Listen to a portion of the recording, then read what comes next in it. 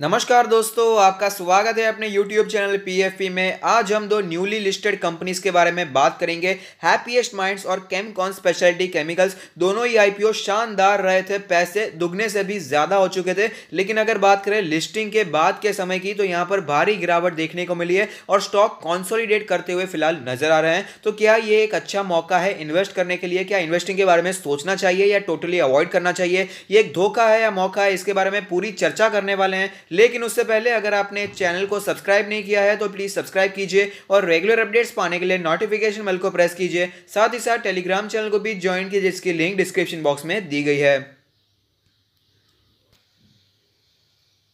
सबसे पहले हम बात करने वाले हैं हैप्पीएस्ट माइंड्स टेक्नोलॉजीज लिमिटेड के बारे में। तो ये एक स्मॉल कैप कंपनी है जिसका मार्केट कैप 4,500 करोड़ के आसपास का है।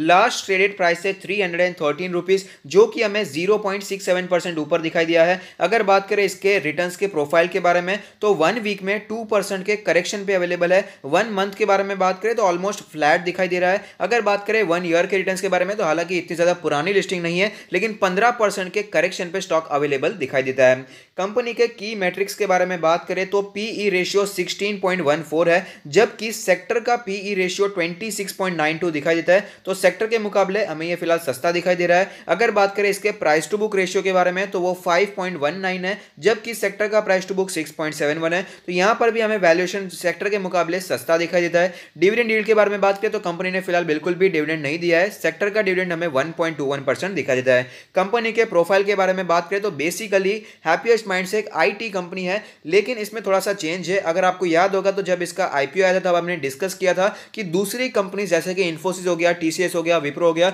उसके मुकाबले हैप्पीएस्ट माइंड्स का रेवेन्यू डिजिटल सर्विसेज में बहुत ही ज्यादा आता है। तो ये बेसिक डिफरेंस है हैप्पीएस्ट माइंड्स में और दूसरी आईटी कंपनीज में। तो ये इसका हम कह सकते हैं कि एक डिफरेंट पॉइंट हमें दिखा देता है, जिसको ध्यान में रखकर आपको इन्वेस्टिंग के बारे में सोचना चाहिए। कंपनी के फाइनेंशियल ट्रेंड के बारे में बात करें तो आप देख पाएंगे रेवेन्यू लगातार ऊपर जाते हुए नजर आते हैं।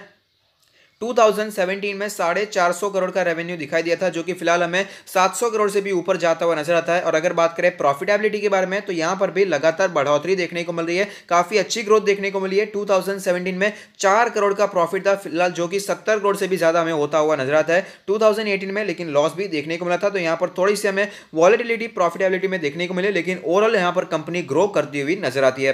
तो अब चलते हैं चार्ट्स पर, वहां पर कैसी सिचुएशन बनी हुई है उसके बारे में भी बात कर लेते हैं।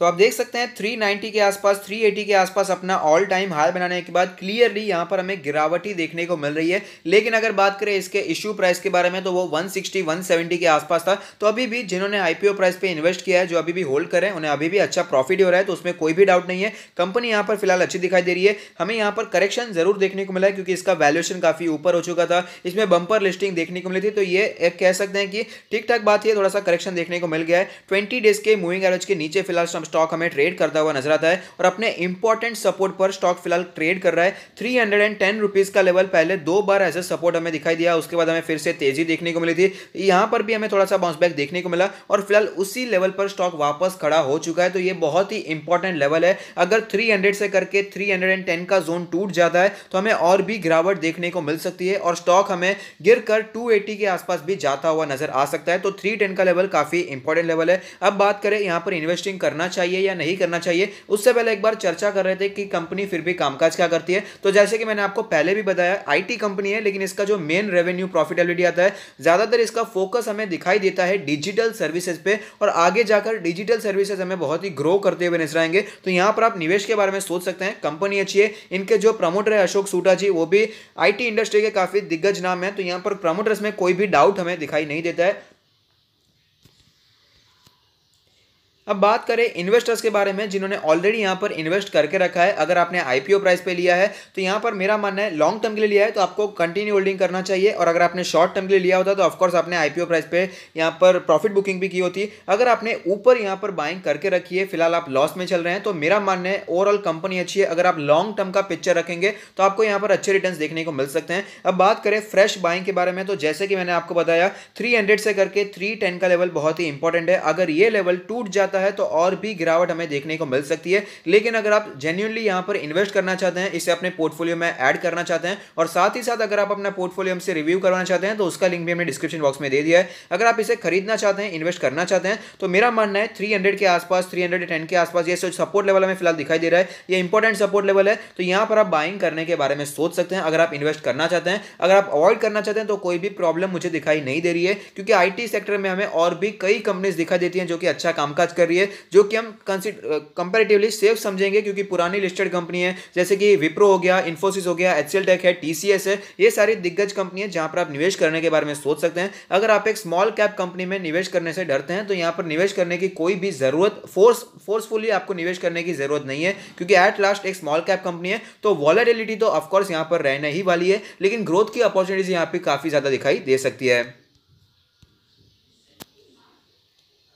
अब बात कर लेते हैं केमकॉन स्पेशलिटी केमिकल्स के बारे में। तो ये एक स्मॉल कैप कंपनी है, इसकी मार्केट कैप 1500 करोड़ के आसपास है, तो बहुत ही छोटी कंपनी है। लास्ट ट्रेडेड प्राइस है 418 रुपए, जो कि हमें फ्लैट दिखाई दिया है। रिटर्न्स के प्रोफाइल के बारे में बात करें तो 1 वीक में स्टॉक ने फ्लैट रिटर्न्स बना कर दिए हैं। 1 मंथ के बारे में बात करें तो 1% के पॉजिटिव रिटर्न्स दिखाई दे रहे हैं। 1 ईयर के बारे में बात करें तो इतनी पुरानी लिस्टिंग तो नहीं है, लेकिन 28% के गिरावट पे स्टॉक हमें अवेलेबल दिखाई देता है। अगर बात करें की मेट्रिक्स के बारे में तो पीई रेशियो 27.2 है, जबकि सेक्टर का पी रेशियो 24.82 दिखाई देता है। तो सेक्टर के मुकाबले हमें ये फेयरली वैल्यूड है, हम कह सकते हैं कि सेक्टर से महंगाई दिखाई दे रहा है। और प्राइस टू बुक रेशियो है 9.08, जो कि सेक्टर के मुकाबले बहुत ही महंगा दिखाई देता है। अगर बात करें इसके डिविडेंड यील्ड के बारे में तो डिविडेंड यहां पर कंपनी ने अभी तक नहीं दिया है। सेक्टर का डिविडेंड 1.21% दिखाई दे रहा है।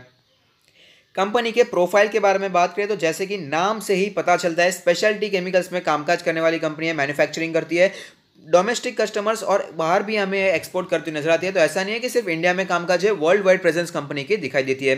कंपनी के फाइनेंशियल ट्रेंड के बारे में बात करें तो आप देख पाएंगे रेवेन्यू हो या प्रॉफिट लगातार ऊपर जाते हुए नजर आते हैं। 2017 में 88 करोड़ का रेवेन्यू था, जो कि बढ़कर 2020 में 266 करोड़ का हो चुका है। और अगर बात करें इसके प्रॉफिटेबिलिटी के बारे में तो 2017 में मात्र 3 करोड़ का प्रॉफिट देखने को मिला था, जो कि बढ़कर 2020 में 48 करोड़ हो चुका है, जो कि ऑफकोर्स दर्शा रहा है कि कंपनी बहुत ही एक्सपोनेंशियल में फिलहाल ग्रो करती हुई नजर आती है, जो कि जायज भी है। जितनी कंपनी छोटी रहेगी उतना ही उसके लिए ग्रो करना इजी हो जाता है। अगर आपने 1 लाख का प्रॉफिट बनाया तो तुरंत ही 2 लाख का प्रॉफिट बनाएंगे तो आपका प्रॉफिट डबल होता हुआ नजर आएगा। तो जितनी छोटी कंपनी है ग्रोथ के चांसेस भी उतने ही ज्यादा दिखाई देते हैं। लेकिन 2019 के मुकाबले हमें यहां पर रेवेन्यू में फॉल देखने को मिला, जो कि आपको ध्यान में रखना चाहिए। लेकिन अगर बात करें इसके प्रॉफिटेबिलिटी में तो वहां पर कोई भी डेंट नहीं पड़ा है, बल्कि प्रॉफिट यहां पर 5 करोड़ बढ़ता हुआ ही नजर आता है, जो कि ऑफकोर्स एक अच्छी बात हमें दिखाई दे रही है।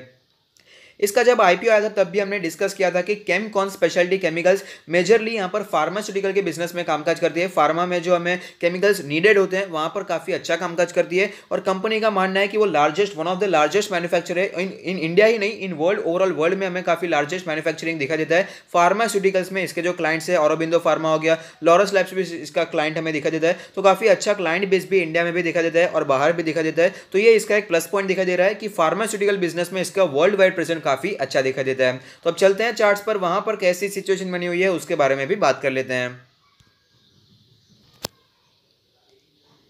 तो आप देख सकते हैं लिस्टिंग के दिन हमें बम्पर लिस्टिंग तो देखने को मिली, लेकिन उसके बाद लगातार स्टॉक हमें नीचे ही आता हुआ नजर आया है। बिल्कुल भी यहाँ पर हमें ग्रीन कैंडल्स देखने को मिली नहीं थी। एक हफ्ता तो पूरा का पूरा एकदम गिरावट का ही रहा था। 700 के ऊपर की लिस्टिंग देखने को मिली, लेकिन प्रॉफिट बुकिंग आ गई और स्टॉक लगातार हमें नीचे आता हुआ नजर आया था। इसका जो आईपीओ का प्राइस था वो कुछ 340 के आसपास था और फिलहाल स्टॉक हमें 400 के आसपास ट्रेड करता हुआ नजर आता है। तो आईपीओ के जो इन्वेस्टर्स हैं उन्होंने अगर प्रॉफिट बुकिंग कर ली होगी तो उन्हें अच्छा लग रहा होगा, और जो लॉन्ग टर्म के निवेशक है उन्हें इसे छोटी मोटी बातों पर ध्यान नहीं रखना चाहिए। लॉन्ग टर्म के लिए अगर आपने रखा है तो आपको कंटिन्यू होल्डिंग करना चाहिए, लेकिन अपने आईपीओ के प्राइस के आसपास ही आ चुका है, ज्यादा ऊपर फिलहाल ये ट्रेड नहीं कर रहा है। और आप देख पाएंगे फिलहाल कितने दिनों से स्टॉक हमें यहां पर कंसोलिडेट करता हुआ नजर आता है। 400 के लेवल से 450 के लेवल पर बहुत ही दिनों से हमें कंसोलिडेट करता हुआ नजर आ रहा है। फिलहाल टेक्निकली बहुत ही वीक दिखाई दे रहा है, क्योंकि अपने 20 डेज के मूविंग एवरेज के भी नीचे स्टॉक हमें ट्रेड करता हुआ नजर आता है। अब देख पाएंगे पहले 2 बार 400 का level as a strong support हमें दिखाई दिया और उसके बाद वापस थोड़ा सा बाउंस बैक देखने को भी मिला था।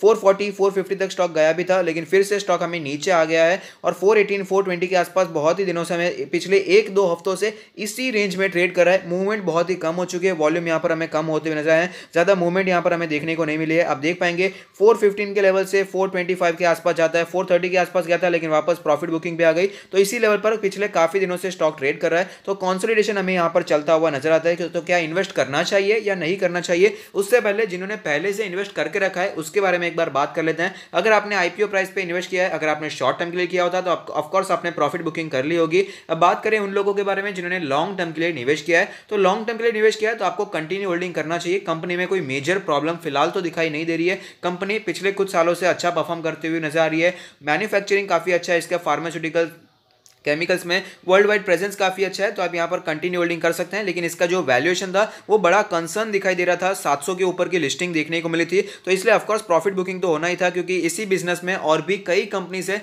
जिसका वैल्यूएशन बहुत ही अच्छा है इन कंपेरिजन टू केमकॉन जब वो 700 का था। तो इसीलिए हमें प्रॉफिट बुकिंग यहाँ पर देखने को मिली है, गिरावट देखने को मिली है उन लोगों के बारे में जिन्होंने ऊपर पोजीशन बनाकर रखी है, जो 700 600 के आसपास यहाँ पर लेकर रखे हैं। तो अगर आपने लॉन्ग टर्म के लिए लिया है तो आपको यहाँ पर कंटिन्यू होल्डिंग करना चाहिए। अब बात करें क्या निवेश करना चाहिए, करंट मार्केट प्राइस क्या अट्रैक्टिव दिखाई दे रहा है, तो जैसे कि हमने देखा केमकॉन एक स्मॉल कैप कंपनी है, तो यहां पर वॉलेटिलिटी तो रहने ही वाली है, यह हमें ध्यान में रखना ही चाहिए। और ऐसा नहीं है कि केमकॉन अपने बिजनेस में अकेला है, ऐसी बहुत सारी कंपनीज है स्पेशलिटी केमिकल्स में जो कि फार्मा में भी कामकाज करती है, जो कि इससे कहीं बेहतर भी कामकाज करते हुए नजर आएंगे। फार्मास्यूटिकल्स या क्या ओवरऑल अगर केमिकल्स की बात करें तो बहुत सारी कंपनीज हमें दिखाई देती है।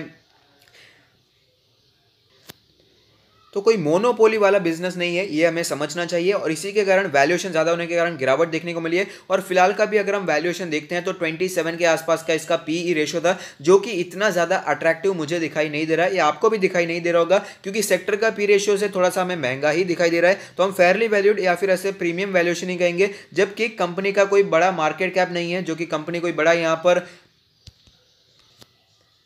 प्लस पॉइंट रखती हो, ऐसी भी सिचुएशन कंपनी में दिखाई नहीं दे रही है। लेकिन अगर आप केमकॉन स्पेशलिटी केमिकल्स में निवेश करना चाहते हैं तो टेक्निकली एक अच्छे समय पर चल रहा है, कंसोलिडेशन दिखा रहा है, तो यहां पर आप निवेश करने के बारे में सोच सकते हैं।